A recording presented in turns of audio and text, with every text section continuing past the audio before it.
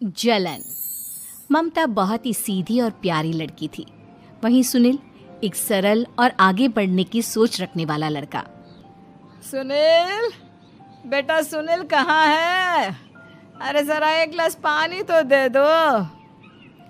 हाँ माँ, अभी आया।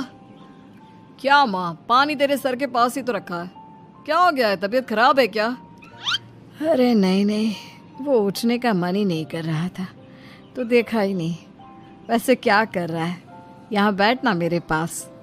माँ पढ़ रहा था। वो कहना नौकरी में तो वक्त नहीं मिलता, अब ऑफिस से घर आकर ही तो वक्त मिलता है। अच्छा अच्छा ठीक है, पढ़ ले जा बेटा। सुनील पढ़ लिख कर और आगे बढ़ना चाहता था, लेकिन माँ की तबीयत खराब देखकर सोचता है कि शादी ही कर ले। कब तक माँ का ख्याल वो अकेले रख पाएगा? तो एक दिन, माँ ये ममता है, मैंने इससे शादी कर ली है। तुम्हारी तबीयत भी ठीक नहीं रहती तो मैंने सोचा शादी कर लेता हूँ।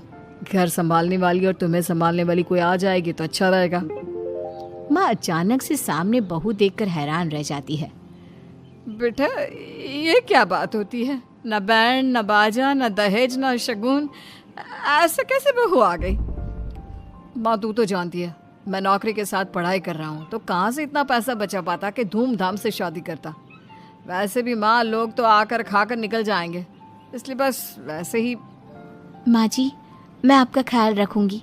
वैसे भी ये आगे की पढ़ाई कर रहे हैं, अच्छा कुछ कर गए तो सबके दिन फिर से अच्छे आ जाएंगी।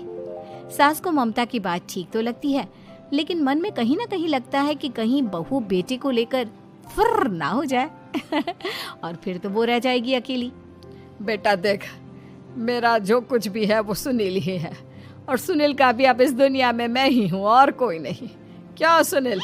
बिल्कुल माँ, लेकिन आज से ममता भी मेरे जीवन का अहम हिस्सा है, जैसे तू है। सास को बड़ा बुरा लगता है कि उसकी सल्तनत में कोई और हिस्सेदार कैसे हो सकता है।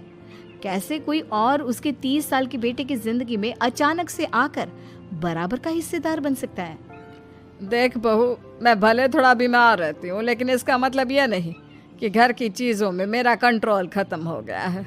मैं आज भी इस घर की रानी हूँ, समझी? बेटा सोचता है कि ये माँ को अचानक से क्या हो गया।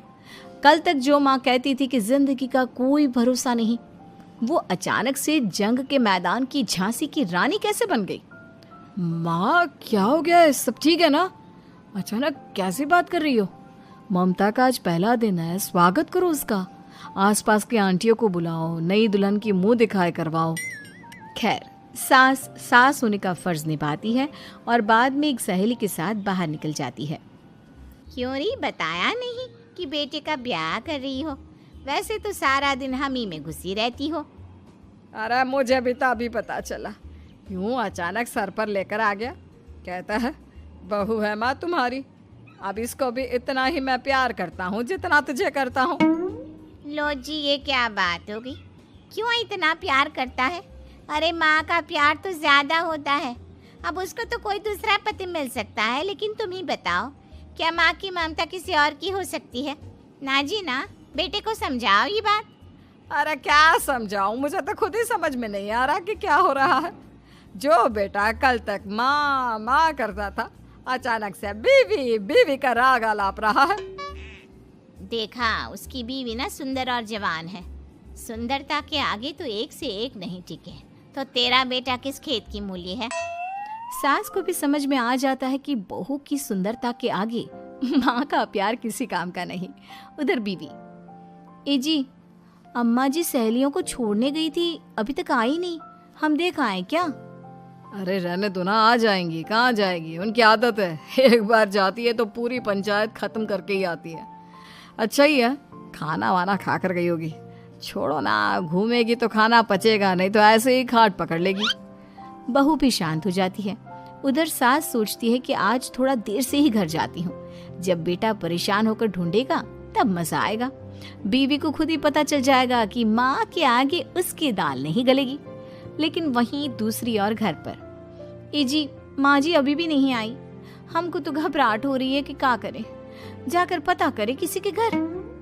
अच्छा, कहाँ जाओगी ये भी बता दो।